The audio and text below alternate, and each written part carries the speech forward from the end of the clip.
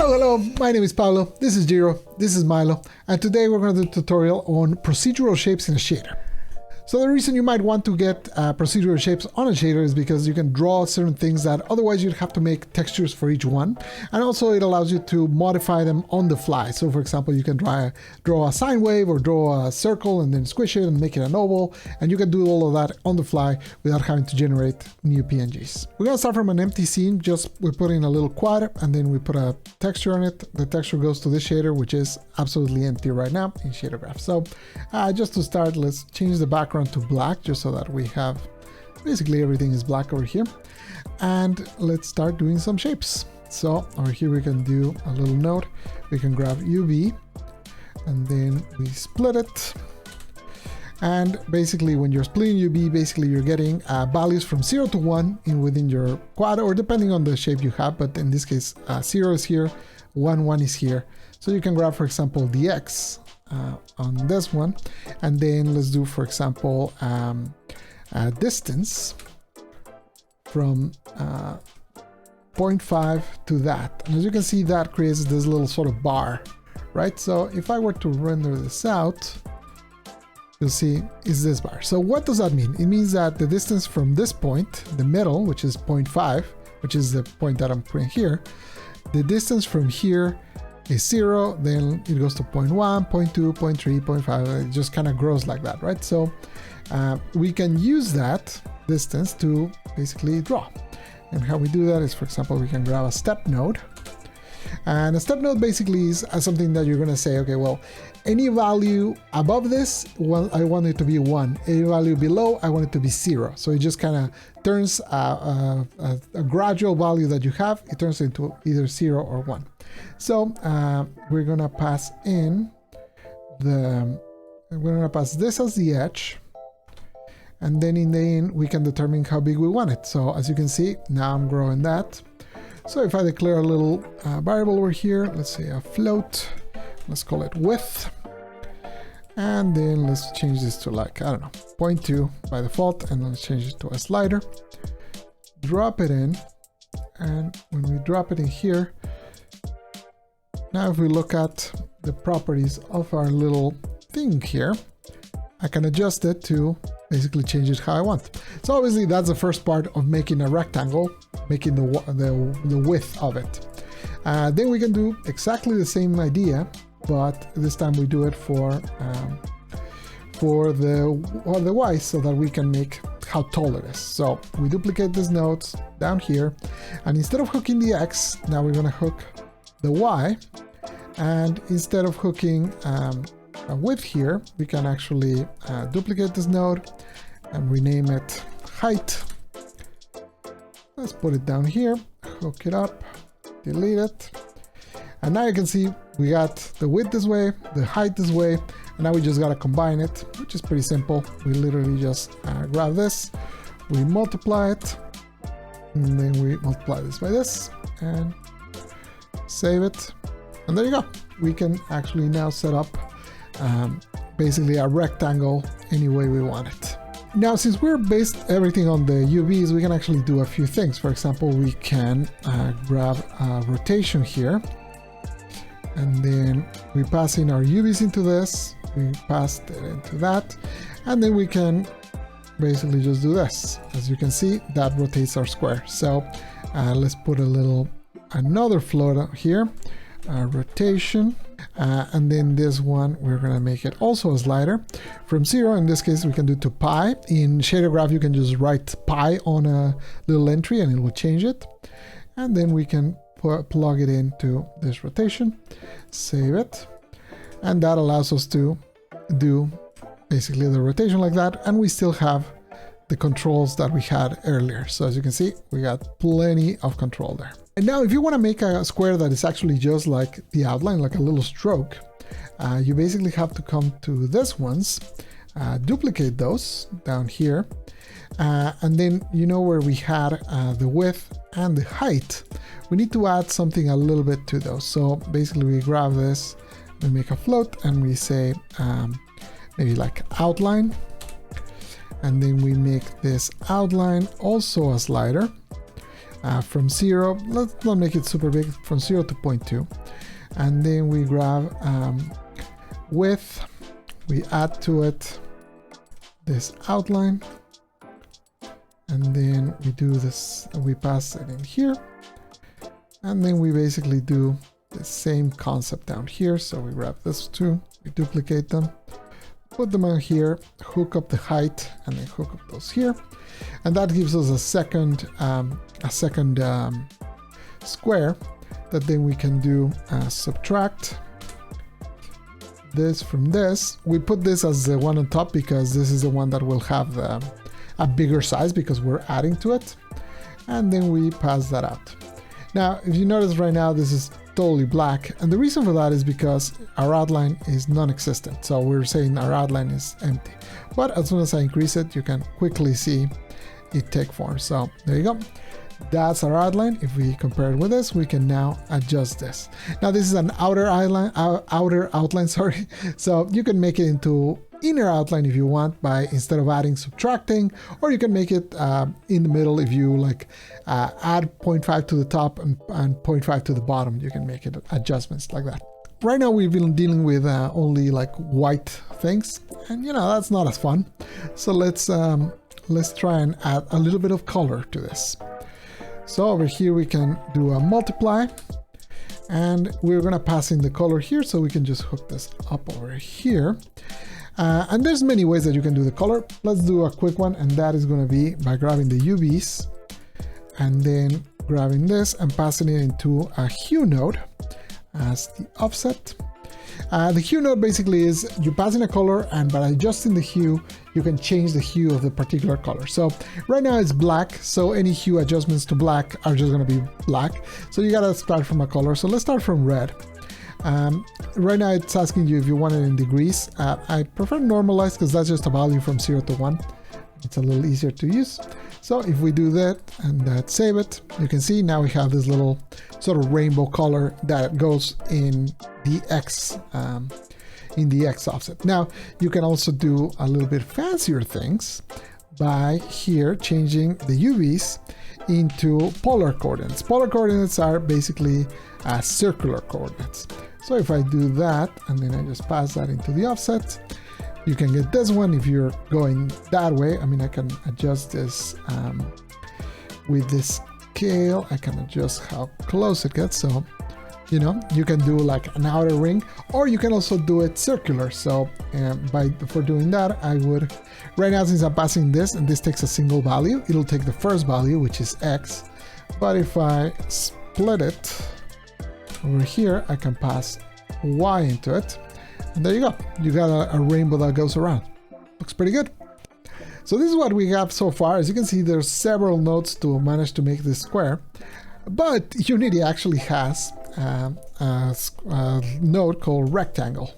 Now you might be asking yourself, why did we do all this if there was a rectangle? I just want so you could see like the basis of how you do this sort of thing. You generally, what you're doing is, based on some distances or some sort of gradient, you're basically doing cutoffs, and that's how you're sort of drawing shapes. So I just wanted to show you like the basic understanding of how you make a rectangle, and then you can just, you know, for practical use, you can use Unity's one, which is pretty quick to just make like that. But let's do a circle first, and I'll show you there how this kind of quickly adapts.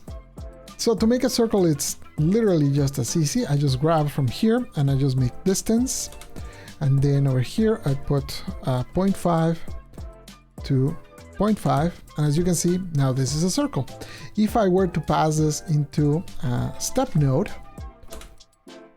over here, I can now draw a circle. It really is that easy. So that's kind of like the basic functionality to make everything work. But there's a little bit of a trick here. That rectangle node that I was just showing you, which basically clamps to make that rectangle, you can actually use it in combination with this circle. So if I pass this little circle into a rectangle node, this is 0 right now, and then it goes into white. And if I adjust this thing over here, you can see now I got a circle with a stroke, which is basically what we were doing over here, but with a circle. So the main reason it's all the way to the end is because that's where 1 is. So we just, if we want to like adjust the size of it, we just have to multiply it first. So for example, if I multiply it here, and then you can see, strange, I know it sounds strange that multiplying it makes it smaller. The reason for that is basically, like if you look at this color here, it's a gray. When we multiply it by 2, we're making it a white. So we're sort of like spreading things. And that's why the bigger this number, the smaller our circle becomes. We can then grab this one and hook it up to here, save it, and now we have a little color ring, which looks pretty good. Now, one of the most common uses that I get for this sort of procedural shape drawing is fills for UI. You know, when you press and hold a button and the thing starts filling up. So to do that circular fill, we're gonna need circular coordinates, which was the ones I showed you earlier. So basically you grab UBs, then you want to turn them into circular coordinates, which is polar coordinates is what they're called. Once you got your polar coordinates, you got X moves this way, so basically moves outwards, and Y moves around. So in this case, if we want to do something around, that's the one we care about. So we're going to go here, we split it, and then we're going to grab the Y and pass it into a step. And then you can see if we adjust this kind of turns around. So if, for example, we create a little float here and we call it fill, and then we grab this and change it into a slider, we can then very easily just grab our little thing here, multiply, and then multiply it by this, and then pass it in here. Then you gotta hook up this fill over here. So if I adjust the fill, you can see I have half the distance. So from 0 to 1 is all I have. The reason for that is like polar coordinates, this value goes from 1 all the way to -1, not just to 0. So we need to remap it if we want to use the full range. So we can use this node, which is called remap. We hook up this to the in, not to the in max, separate that. And as we said, this goes from -1 all the way to 1, and then we change it from 0 to 1. Plug it in here, save, and now when we go down to 0, it actually unfills entirely. There you go. So that's pretty good. So right now for our material, we do a hard cut where we want to end. You can also smooth it out. And the way to do that is instead of using step, you can use what's called smooth step. So like I was saying earlier, step, what it does is it says anything above this value is 1, anything below this value is 1. Smooth step gives you a zone in between where you can say anything below this value is 0, anything above goes from 0 to 1, and then anything above the other edge goes to 1. So over here, you can do create smooth step. As you can see now, instead of one edge, which is what we have here, we have 2 edges now. So we can pass in the fill into our in, just like we did before. And then we gotta pass in our node here. We pass this edge here, and then we add another one, which we're gonna subtract from. And this one will go here, and we can just set it to a value, which this value should be a variable, but we'll change it in a moment. So we hook it instead of our step. Now we hook our smooth step, save it, and now you can see there's this little extra fade here for the movement, and you can actually adjust how much it is. Right now it's 0.1, which is quite a bit. So basically we can add over here a little float, and we're gonna call it feather, which is just like a way to say smoothing. And let's change to a slider. Generally you want this value to be fairly small, so let's go from like 0 to 0.1 and then put it here, connect it, save it. And then in here you can see if I add the feather, it just adds like a little bit of extra there, right? So you can go as much or as little as you want. It just kind of gives you a little extra control. What if we want several circles? So let's add a little float here, and then this is going to be radius, which is not really radius, but you'll see in a moment what this is. So for now, let's start with 1, and then if we go down here where we were multiplying, we can grab this radius, and we can, as I was showing you earlier, the bigger the number, the smaller it gets. And for radius, we want the bigger it gets, the bigger it gets, right? So to basically counter that, we're going to grab the radius, and we're gonna do 1 divided by the radius. That's the way we're sort of gonna make it so that the bigger this is, the bigger this value is, the smaller the number, and therefore the bigger this gets. So if I hook this up here and I save it, I can now grab the radius, which I haven't changed to a slider, but you can see now I can make it small or I can make it big. I have some control there. Let's change it into a slider because I do love me some sliders. Let's go from 1 to maybe like 3, although I don't think we want that value. That's fine. Now the real thing I wanted to show you, and the reason I did this, is I want to put something in between here, which is called a fraction node. So a fraction node will basically, any number above 1, it will reduce it. So it'll just get you whatever residual there is without the integer. So 3.5 becomes 0.5, 7.75 becomes 0.75. So it just kind of cuts it off like that. And then that can go into this. And then if we save, and then we make our radius smaller, you can see now we have several radiuses. So that's because we did the fraction. Now we have that sort of repeating pattern. And we can also animate this. So we can grab, for example, here, we can add to this. And the addition, we can grab to a node, and let's add it by time. So we can just add time, pass it into our fraction. And as you can see now, you can even see it in the preview. Now all the circles are going in. You can adjust the rhythm of that. So for example, we can do over here a speed, and let's change it to a slider because I love me some sliders, and let's go from -5 to 5 maybe, so we have a nice little range. And then this one, we can essentially multiply it by the time. So we multiply the time by our speed, and that will kind of determine the speed of our motion. So you can see it doesn't move anymore because our speed is 0. But if I do this, then it starts kind of growing. If I go the other way, it goes inwards. So that kind of gives you quite a bit of control. The next thing we're going to do is we're going to do how to draw a sine wave. Sine waves or any sort of mathematical formulas are very useful to kind of, draw things on screen. I find myself going into sines a lot. So for that, first we gotta split our UVs. So again, our UVs go from 0, 0 to 1, 1. We want to do our sine wave right now on an x-axis. So basically we want to split it. We want to grab our x. As we said, it's 0 to 1, so that's not a lot in a sine function. A sine function, for it to go up and down and then back up, needs 2 pi, which is the circumference. Well, it's like the circle. So basically, we need to multiply the x, which is 0 to 1. We need to make it a bigger number. And for that, we basically can do multiply here. And what number do we want? Well, we want something multiplied by 2 pi, right? So let's actually do another multiply. And then we can hook this one here.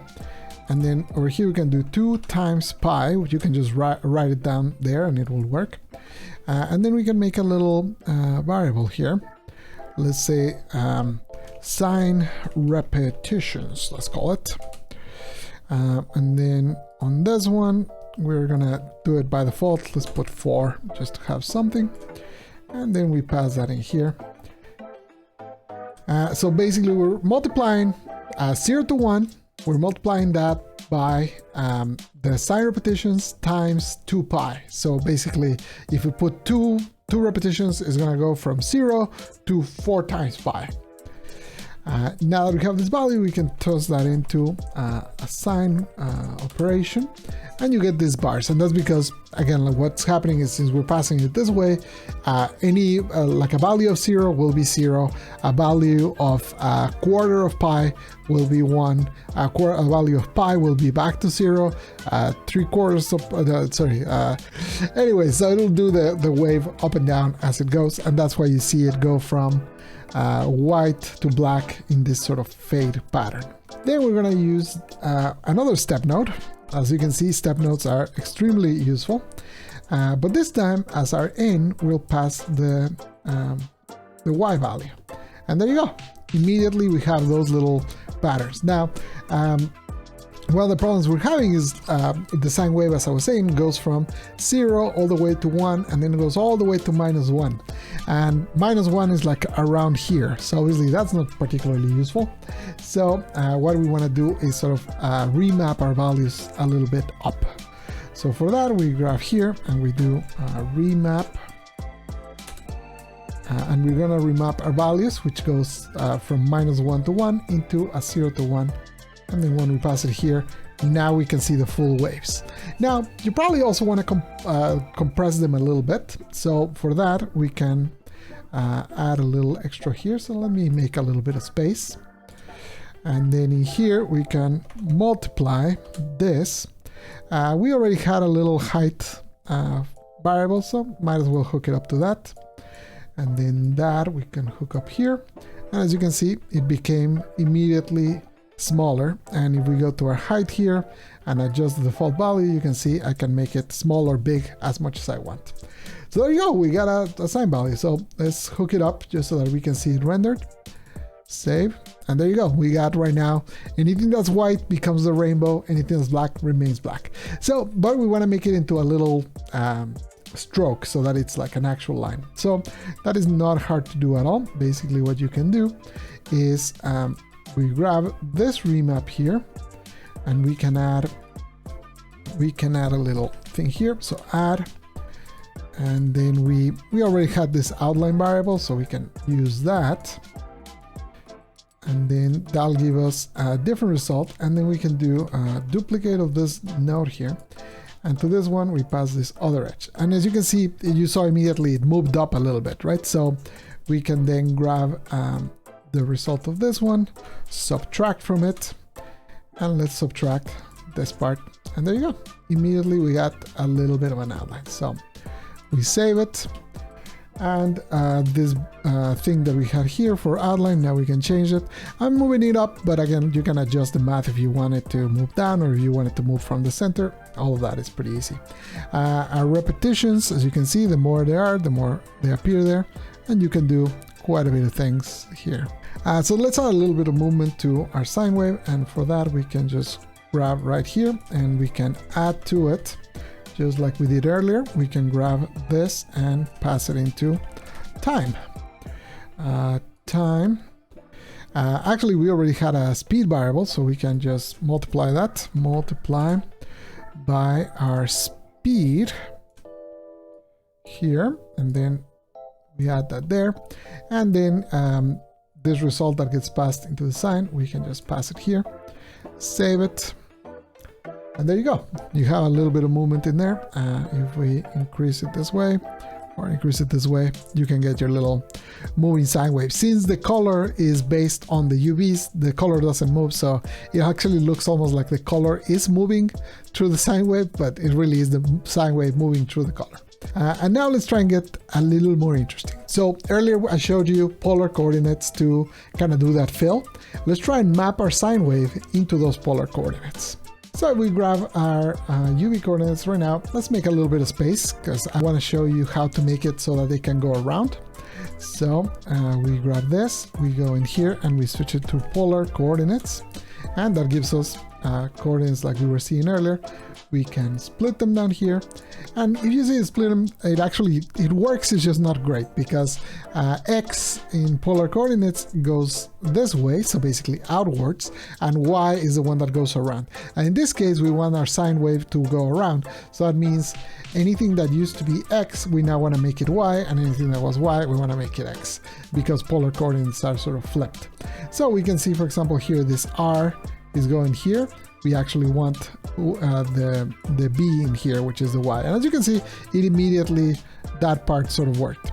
But the two things that were hooked up to our Y, we want to change into R. So we're going to grab here and go all the way to U. And then we're going to grab here and go all the way to U. And we save it. And there you go. We got a little bean. It almost looks like a peanut. As we start increasing the repetitions here, if I increase it to, let's say 8, we get this little flower, which looks pretty good. The reason you see this little gap here is because since we're not in an exact number, right now we're at 8.7, if you imagine a sine wave going up and down, 8.7 would end in a different place than the 0. So when it kind of loops around, it's not in a precise one. So if you want to make it so that it's always connected, you want to keep it in numbers like that. And you can go for crazy numbers and get some crazy patterns like that. As you can see, you start getting some interesting sort of moire looking things. We can actually affect the pattern by combining sine waves as well. So for example, I can grab this whole bunch of nodes here. I can duplicate them, put a copy down here, and then I can modify them a little bit. So for example, I can adjust the speed. So the speed is maybe multiply the speed. Let's just change it to, I don't know, let's modify it so it goes like 0.66, and then that goes here.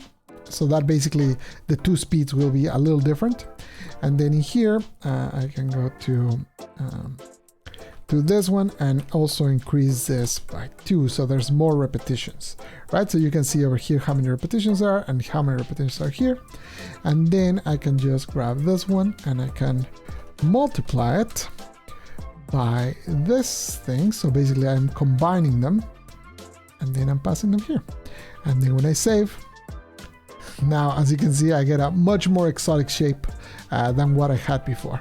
And you can also do a few other things. For example, let's try and do a little multiplication by some noise. So over here we grab noise, and it's just simple noise. I want to make this the pattern of this a little bit smaller. Depending on how much intensity you put in the noise, it will look different, but you know, so you can experiment around. So if I save that, you can see now I get this little it's kind of these little edgings around it, so it kind of gives it a different flavor. So that's about it. As you can see, you can do all sorts of shapes. We did sine, we did circles, we did squares, but you can do all sorts of things, all things align. You can combine them in many ways. As you saw at the end when we were combining two different sines with a noise, you can do all sorts of combinations to achieve really interesting patterns and shapes that you can use for many things. So give them a try, see what you come up with. If you enjoyed the tutorial, don't forget to like and subscribe and all that stuff. Leave me a comment if you have an idea for a different tutorial that you'd like to see me do in the future. And if you ever want to see more of me, I stream on twitch.tv/PabloMakes on Mondays, Wednesdays, and Saturdays. This tutorial was actually recorded during one of those tutorials. I hope to see you there. Adios.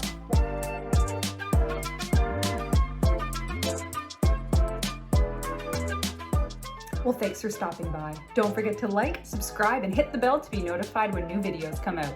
Thanks for watching.